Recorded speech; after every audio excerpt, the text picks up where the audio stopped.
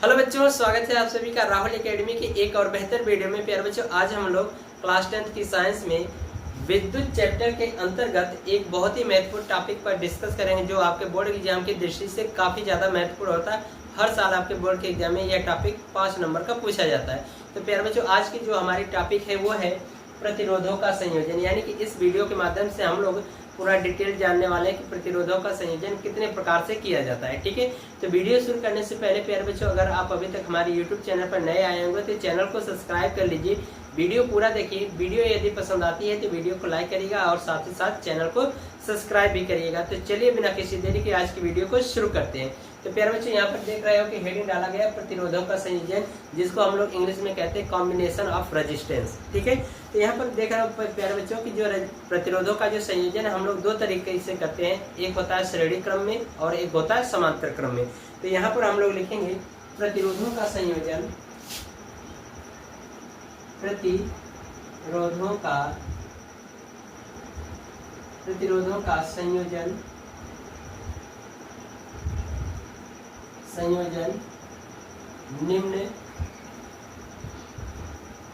निम्न दो प्रकार से किया जाता है।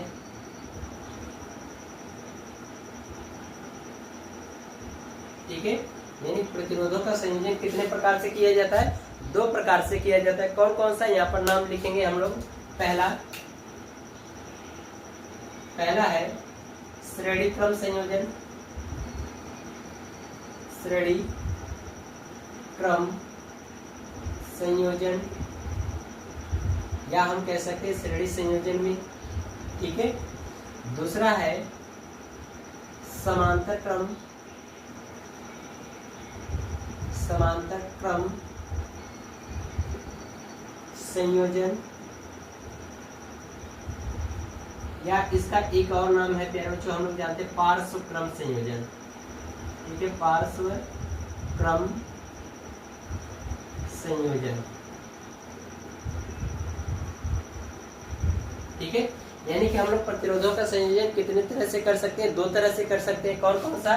पहला है श्रेणी क्रम संयोजन और दूसरा है समांतर क्रम संयोजन या पार्श्व क्रम संयोजन। ठीक है, तो ये 2 तरीके से हम लोग करते हैं। तो एक एक करके हम लोग सबसे पहले श्रेणी क्रम संयोजन देखेंगे, फिर इसके बाद पार्श्व क्रम या समांतर क्रम संयोजन का देखेंगे। ठीक है, तो यहाँ पर सबसे पहले हेडिंग लगाएंगे श्रेणी क्रम संयोजन। ठीक है, तो यहाँ पर हेडिंग लगाएंगे पहली श्रेणी क्रम संयोजन में, यानी कि जो प्रतिरोधों का जो संयोजन हम लोग पढ़ रहे हैं पहला श्रेणी क्रम संयोजन में पढ़ रहे हैं। तो यहाँ पर प्यारे बच्चों हम लोग मान लेते हैं कि माना 3 प्रतिरोध R1, R2 व R3 क्रमशः श्रेणी क्रम में जुड़े हैं और इनमें प्रवाहित होने वाली जो विद्युत धारा है वो क्या है? I है। और प्रतिरोधों के सिरों के बीच लगने वाला जो विभवांतर है वो कितना हो? क्रमशः V1, V2 व V3 हो। ठीक है, तो इतनी सारी चीजें हम लोग लिखेंगे। तो यहाँ पर लिखेंगे सबसे पहले चित्र को समझ लो। ठीक है, यहाँ पर हम लोग चित्र बनाएंगे। तो यहाँ पर हम लोग मानेंगे कि माना 3 प्रतिरोध श्रेणी क्रम में जुड़े हैं। ठीक है, तो यहाँ पर लिखे चित्र बना लेंगे। ठीक है, यहाँ पर हम लोग प्रतिरोध का ये चिन्ह होता है प्यारे बच्चों, इसको ध्यान रखिएगा। ठीक है, यहाँ पर हमने क्या किया? 3 प्रतिरोध को श्रेणी क्रम में जोड़ दिया। इस बिंदु का नाम दे देते, इस सिरे का A और इस सिरे का नाम B। यानी कि एक AB हमारा तार है जिसमें 3 प्रतिरोध क्रमशः R1, R2 व R3 जुड़े हैं और इन दोनों सिरों को हम क्या करें? एक बैटरी द्वारा जोड़ दें। तो जो तार का जो A सिरा है बैटरी के धन सिरे से जोड़ दिया जाए तथा तार का B सिरा बैटरी के ऋण सिरे से जोड़ दिया जाए। ठीक है, तो ये हमारा क्या होगा? इनके बीच का कुल विभवांतर कितना हो जाए? V हो जाए। तो इसमें प्रवाहित विद्युत धारा क्या होगी? I होगी। ठीक है, जो धारा यहाँ पर होगी वही धारा तीनों प्रतिरोधों में समान प्रवाहित होगी। लेकिन इसमें क्या होगा कि इन तीनों प्रतिरोधों में श्रेणी क्रम में विभव का मान क्या होता है? अलग अलग होता है। तो R1 जो प्रतिरोध है इनके सिरों का बीच विभवांतर कितना होगा? V1 होगा। और R2 जो प्रतिरोध है इसके सिरों के बीच का विभवांतर V2 और R3 जो है इसके सिरों के बीच का विभवांतर कितना हो, V3 हो। ठीक है, तो ये हमारा चित्र है। तो यही सारी चीजों को हम लोग यहाँ पर लिखेंगे। यहाँ पर लिखेंगे माना 3 प्रतिरोध क्रमशः, माना 3 प्रतिरोध क्रमशः R1, R2 व R3 श्रेणी क्रम में जुड़े हैं, श्रेणी क्रम में जुड़े हैं। ठीक है, जिनके सिरों का जिनके सिरों के बीच विभवांतर, जिनके सिरों के बीच विभवांतर, जिनके सिरों के बीच विभवांतर क्रमशः V1, V2 व V3 हो। ठीक है, यानी हमने मान लिया कि 3 प्रतिरोध R1, R2, R3 क्या है, श्रेणी क्रम में जुड़े हैं क्रमशः, और इनके सिरों के बीच का विभवांतर V1, V2 व V3 हो, तथा इस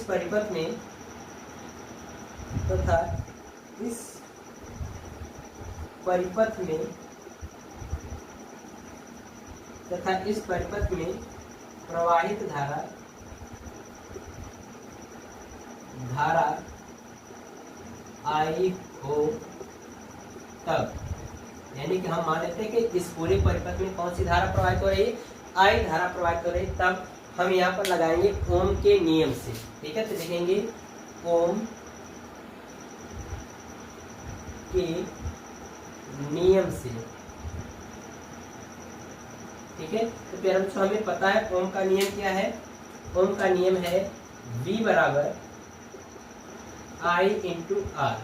ठीक है, ये हमें पता है ओम का नियम। ठीक है, तो अब इस चित्र में आप देखो बच्चों, यहाँ पर जिसका मान अलग अलग होगा उसी के मान को निकालेंगे। तो यहाँ पर देख रहे हो प्रवाहित धारा का मान तीनों प्रतिरोधों में समान है, लेकिन इनके सिरों का बीच का विभवांतर क्या है, V1, V2, V3 है, यानी कि इन प्रतिरोधों के विभव का मान क्या है, अलग अलग है। तो इसलिए हम क्या करेंगे, इनका मान निकालेंगे, V1, V2 और V3 का निकालेंगे, यानी कि प्रतिरोध R1 के सिरों के बीच का विभवांतर, फिर प्रतिरोध R2 के सिरों के बीच का विभवांतर, फिर प्रतिरोध R3 के सिरों के बीच का विभवांतर निकालेंगे।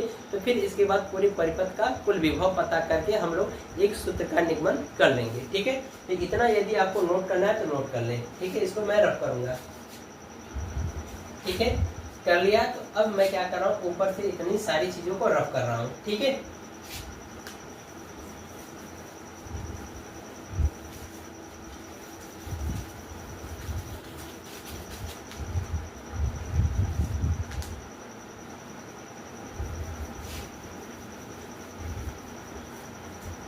ठीक है, तो अब यहाँ पर मैं दोबारा वही चीज लिख दे रहा हूँ, ओम के नियम से, ओम के नियम से। ठीक है, तो सूत्र क्या बताया था, V बराबर I इंटू आर। ठीक है, ये हमारा ओम का नियम है। अब हमें क्या करना है कि इनके सिरों के बीच का विभवांतर का मान निकालना है। ठीक है, तो लिखेंगे यहाँ पर प्रतिरोध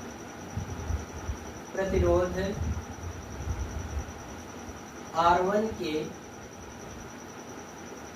सिरों के बीच विभवांतर, प्रतिरोध R1 के सिरों के बीच का विभवांतर।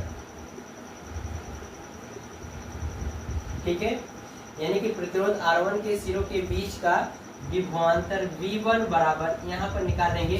तो यहाँ पर आप देख रहे हो प्यारे बच्चों, इस परिपथ में धारा का मान समान है, ये नहीं बदल रहा है, लेकिन प्रतिरोध का मान अलग अलग है। तो अगर हम प्रतिरोध R1 के लिए निकाल रहे हैं तो यहाँ पर R की जगह पे क्या लिखेंगे, R1 लिखेंगे, और V की जगह, यानी ये V1 है तो V1 रखेंगे, और प्रतिरोध R1 है तो R1 रखेंगे।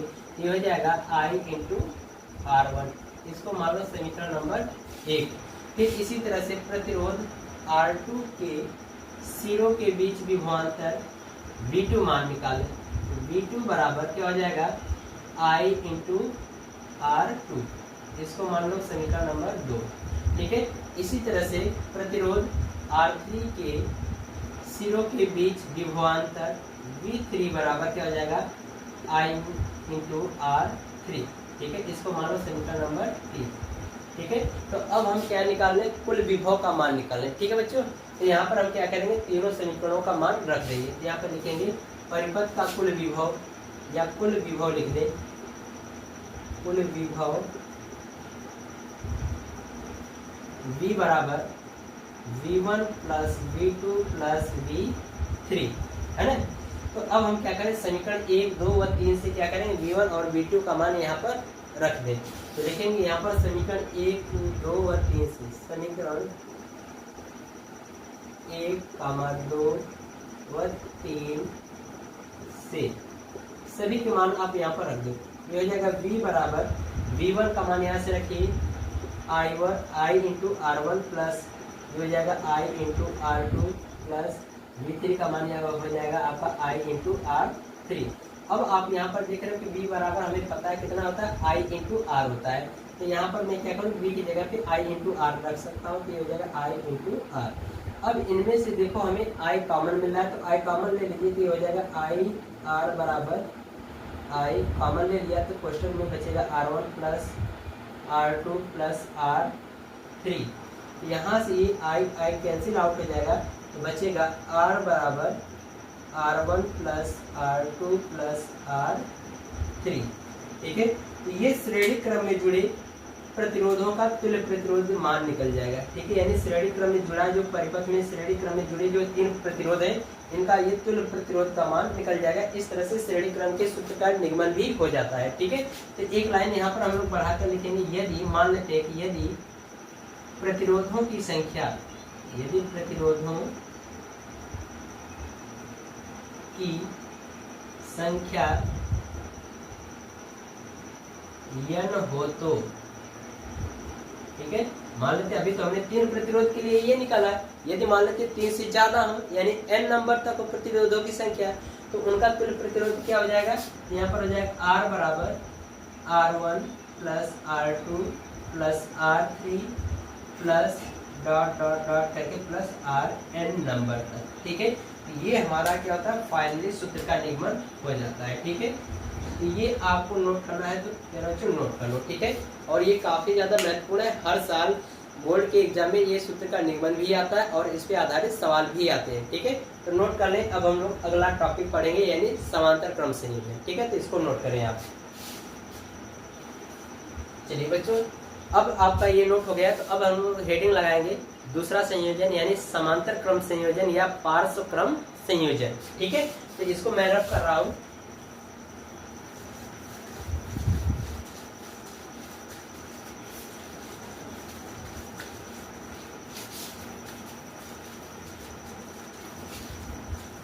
ठीक है, तो यहाँ पर हेडिंग लगाएंगे पार्श्व क्रम संयोजन या समांतर क्रम संयोजन। दूसरी पॉइंट हेडिंग है आपका समांतर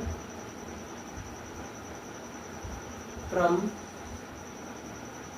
संयोजन या पार्श्व क्रम संयोजन। ठीक है, ये हमारी हेडिंग है कि ठीक है बच्चों। तो आइए अब हम चित्र के माध्यम से सारी चीजों को समझ लेते हैं, फिर इसके बाद सूत्र का निगमन करेंगे। ठीक है, तो समांतर क्रम संयोजन या पार्श्व क्रम संयोजन का चित्र बनाएंगे हम लोग यहाँ पर।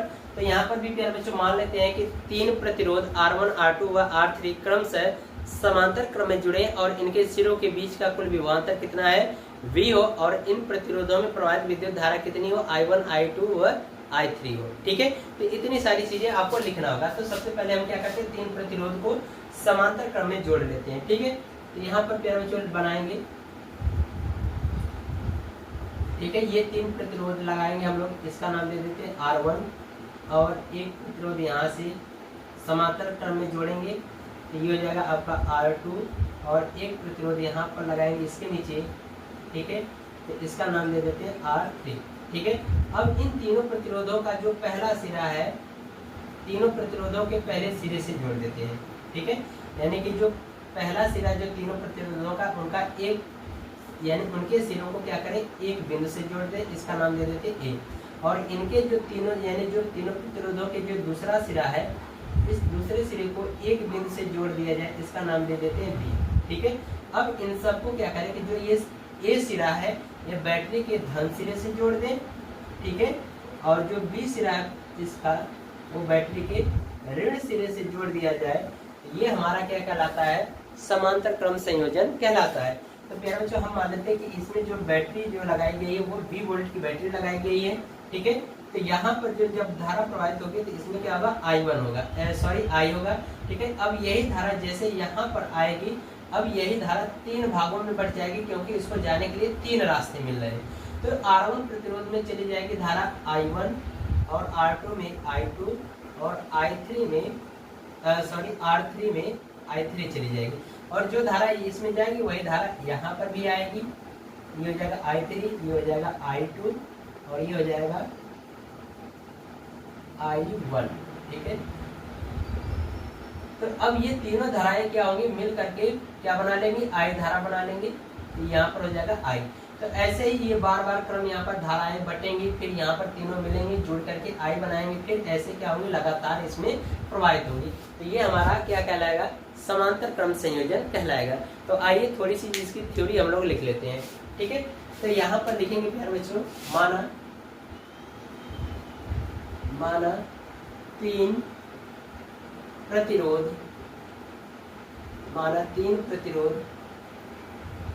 R1, R2 व R3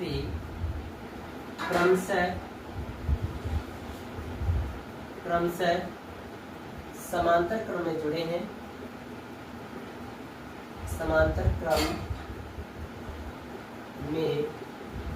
हैं, जिनमें प्रवाहित धारा क्रमशः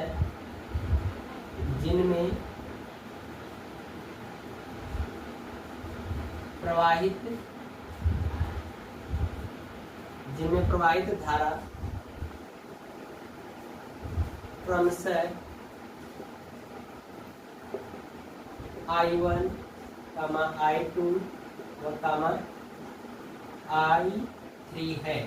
ठीक है, यानी हमने मान लिया कि माना 3 प्रतिरोध R1, R2 व R3 क्या है, समांतर क्रम में जुड़े हैं और जिनमें प्रवाहित धारा क्या है, क्रमशः I1, I2 व I3 है। ठीक है, तो अब लिखेंगे इन तीनों प्रतिरोधों के सिरों के बीच का विभवांतर कितना है, V है। तो लिखेंगे यदि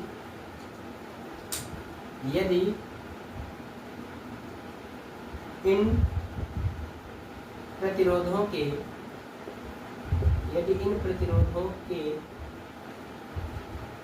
सिरों का या इन प्रतिरोधों के सिरों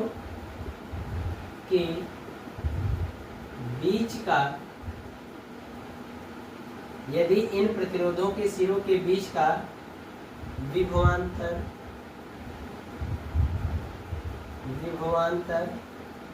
V हो तो, ठीक है, V हो तो। ठीक है, तो यहाँ पर प्यारे बच्चों मैंने बताया कि चित्र में जिसका मान डिफरेंट होगा, अलग अलग होगा, उसी के मान को निकालेंगे। तो यहाँ पर देख रहे हो कि विभव का मान समान है और यहाँ पर धारा का मान क्या है, अलग अलग है। तो इस चीज को आपको ध्यान रखना प्यारे बच्चों की श्रेणी और समांतर क्रम हमें पहचानने का यह एक तरीका, जब हम लोग सवाल हल करेंगे तो ये जरूरी है आपको पहचानना कि श्रेणी क्रम में कौन जुड़ा है, समांतर क्रम में कौन जुड़ा है। तो इसका मैं ये आपको बता रहा हूँ कि आप श्रेणी क्रम में पीछे देखे थे कि वहां पर विभवांतर प्रतिरोधों के सिरों का बीच का विभवांतर क्या था, अलग अलग था, लेकिन समांतर क्रम में विभवांतर का मान क्या होगा, तीनों प्रतिरोधों के लिए समान होगा। ठीक है, और वहां पर श्रेणी क्रम में जो प्रवाहित धारा थी तीनों प्रतिरोधों के लिए समान थी, यानी केवल I था। लेकिन यहाँ पर क्या है, समांतर क्रम में जो धारा जो प्रवाहित हो रही है तीनों प्रतिरोधों में वो क्या हो रही है, अलग अलग हो रही है। यानी कि समांतर क्रम में धारा का मान अलग अलग और विभव का मान समान, और उसमें श्रेणी क्रम में क्या होगा, धारा का मान समान होता है और विभव का मान अलग अलग होता है। तो जिसका मान अलग अलग होता है उसी के मान को हम लोग क्या करते हैं, निकालते हैं। तो यहाँ पर देख रहे हो धारा का मान अलग अलग है, तो इसलिए हम क्या करेंगे, यहाँ पर धारा का मान निकालेंगे किसके अनुसार, ओम के नियम के अनुसार। ठीक है, तो यहाँ पर हम लोग लिखेंगे ओम के नियमानुसार या ओम के नियम से, ओम के नियम से, ठीक है, ओम के नियम से हम लोग निकालेंगे। तो ओम का नियम क्या है, V बराबर I इंटू आर होता है। तो हमें किसका मान चाहिए, I का मान चाहिए। तो हम क्या करें, R का भाग करा दें, ये हो जाएगा I बराबर V बटा R। ये हमारा ओम के नियम से हम क्या करेंगे, विद्युत धारा का मान निकालेंगे, ठीक है। तो प्रतिरोध R1 में प्रवाहित विद्युत धारा I1 का मान निकालें, प्रतिरोध R2 में प्रवाहित विद्युत धारा I2 का मान निकालें, और प्रतिरोध R3 में प्रवाहित विद्युत धारा I3 का मान निकाल लेते हैं। तो यहाँ पर मैं डायरेक्ट लिख रहा हूँ, ठीक है। तो यहाँ पर हो जाएगा I1 बराबर, विभव का मान देख रहे हैं सभी के लिए समान है, बस प्रतिरोध का मान चेंज है। यहाँ पर हो जाएगा I1 बराबर V अपान R1 और कामा I2 बराबर V अपान R2 और कामा I3 बराबर V अपान R3, ठीक है। तो इसको हम मान लेते हैं, ये हमारा क्या हो, समीकरण 1 हो, और ये 2 हो, ठीक है, और ये 3 हो। तो परिपथ में प्रवाहित कुल धारा का मान निकाल लेते हैं, ठीक है। तो इसको मैं क्या कर रहा हूँ, अब चित्र को रफ कर रहा हूँ, ठीक है। यदि आपको वो नोट करना है, बनाना है, चित्र को बना लीजिए, ठीक है। बना लिया, तो चलिए इसको रफ कर रहा हूँ,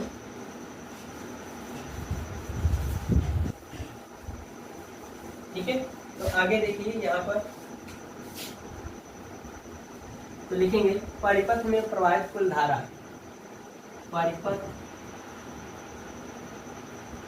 में प्रवाहित कुल धारा, ठीक है। परिपथ में प्रवाहित कुल धारा का मान निकालेंगे। तो हम क्या करेंगे, ये जो I1, I2 और I3 है, इन्हीं के मान को जोड़ देंगे, ठीक है। यहाँ पर लिखेंगे I बराबर I1 plus I2 plus I3। तो हम क्या करेंगे, समीकरण 1, 2 और 3 से मान यहाँ पर रख दें। यहाँ पर मान रख दीजिए, तो ये हो जाएगा I बराबर, ये यहाँ से हो जाएगा आपका V बटा R1 प्लस V बटा R2 प्लस V बटा R3। और एक चीज यहाँ पर तेरे से देखो, I बराबर हमें फार्मूला पता है V बटा R, तो इस I की जगह पे हम क्या रख सकते हैं, V बटा R रख सकते हैं। तो इसको मैं रख करके यहाँ पर लिख दे रहा हूँ V बटा R। तो अब इसमें देख रहे हो कि इसमें कॉमन क्या है, V कॉमन है। तो तीनों में से V को हम क्या करें, कॉमन ले लेंगे। ये हो जाएगा R, ये आपका V बटा R बराबर, यहाँ से V कॉमन ले लेंगे तो क्वेश्चन में बचेगा आपका 1 बटा R1 प्लस 1 बटा R2 प्लस 1 बटा R3। ये कॉमन हो जाएगा। ये देखो दोनों क्या हो जाएंगे, यहाँ से कैंसिल आउट हो जाएंगे, ठीक है, क्योंकि बराबर बराबर में तो V से कैंसिल हो जाएगा। यहाँ पर बचा 1 बटा R बराबर 1 बटा R1 प्लस 1 बटा R2 प्लस 1 बटा R3। ये हमारा श्रेणी क्रम में जुड़े प्रतिरोधों का मान निकल गया, ठीक है। सॉरी, समांतर क्रम में जुड़े प्रतिरोधों का मान निकल गया, ठीक है। तो यही हमारा क्या कहलाता है, समांतर क्रम में जुड़े प्रतिरोधों के लिए सूत्र, ठीक है। तो इसको आपको नोट करना तो नोट कर लो। और यहाँ पर हम लोग एक लाइन और बढ़ा करके लिखेंगे, यदि प्रतिरोधों का, यदि कुल प्रतिरोध n हो या प्रतिरोधों की संख्या n हो, यहाँ पर लिखेंगे यदि प्रतिरोधों की संख्या n हो तो, ठीक है, प्रतिरोधों की संख्या n हो तो एक और फार्मूला हमारा बन जाएगा 1 बटा R बराबर 1 बटा R1 प्लस 1 बटा R2 प्लस 1 बटा R3 plus dot dot dot करके 1 बटा प्लस यहाँ पर करके 1 बटा R है, ठीक है। तो ये हमारा एक और फार्मूला मिल जाएगा, ठीक है। जब क्या होगा कि 3 से अधिक प्रतिरोध समांतर क्रम में जुड़े हैं, तो ये वाला फार्मूला हम लोग लगा सकते हैं, ठीक है। तो इस तरह से प्यारे बच्चों आज की हमारी जो वीडियो वो कंप्लीट होती है। तो प्यारे बच्चों आशा करते हैं आपको हर एक चीज़ समझ में आया होगा। तो प्यारे बच्चों अगर ये वीडियो पसंद आई होगी तो वीडियो को लाइक कर दीजिएगा, और प्लीज़ आप सभी लोग हमारे यूट्यूब चैनल को सपोर्ट करें, ठीक है। और इससे बेहतर और भी हम लोग आपको कंटेंट प्रोवाइड करेंगे, जिससे आपके बोर्ड के एग्जाम की तैयारी बेहतर हो सके, ठीक है। तो इसको आप नोट कर लें, ठीक है। मिलते हैं अगली वीडियो में, तब तक के लिए गुड बाय, थैंक यू, जय हिंद।